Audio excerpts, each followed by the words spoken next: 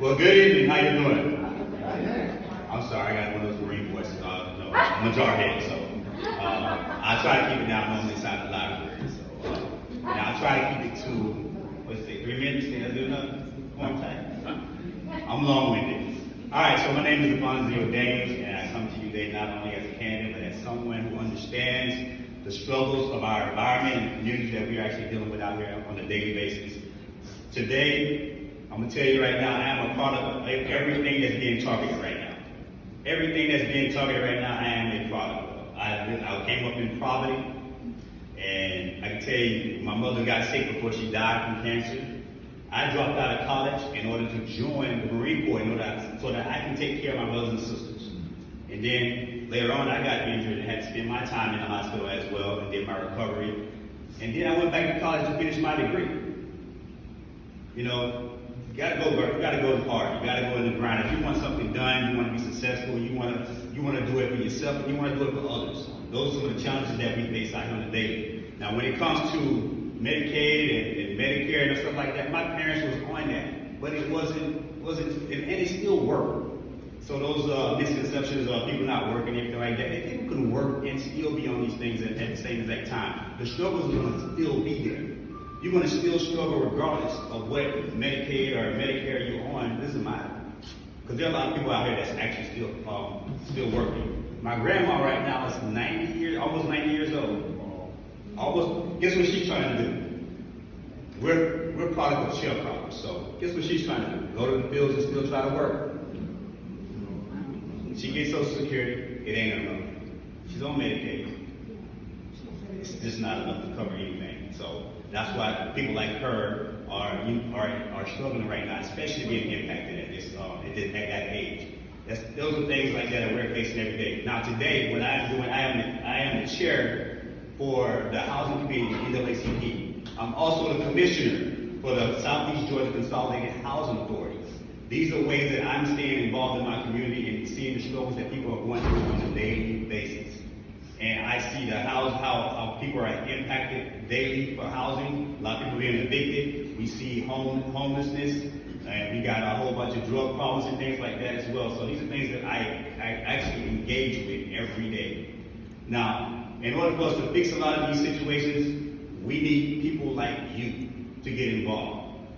I talk to the Democratic Party all the time about us being integrated, because the Democratic Party of yesterday is not the Democratic Party of today.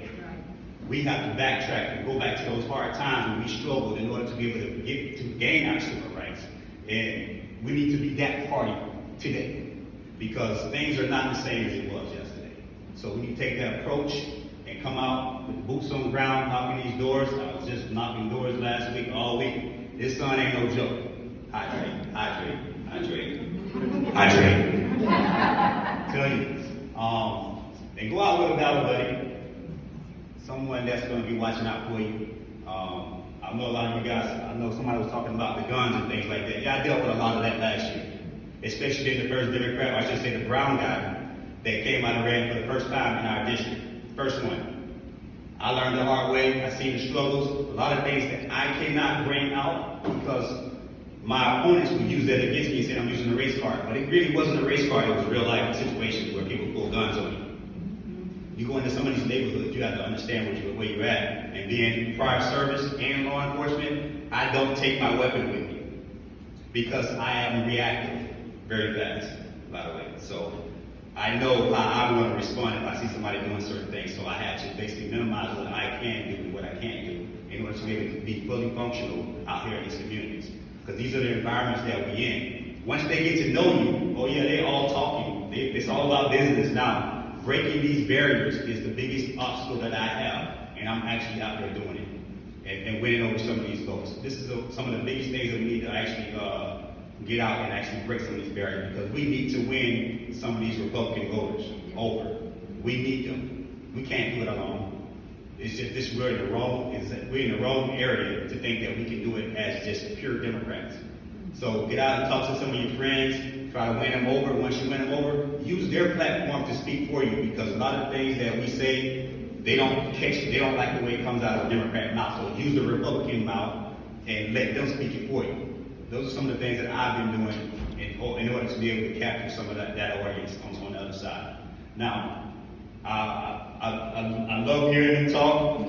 I love hearing a lot of these candidates out here talk, and I try not to emulate any of them because I can't. I can't do it. I'm not a very good speaker. I don't think I am. But I do my best. I do what I can because I am here for the service of the people, and that's it.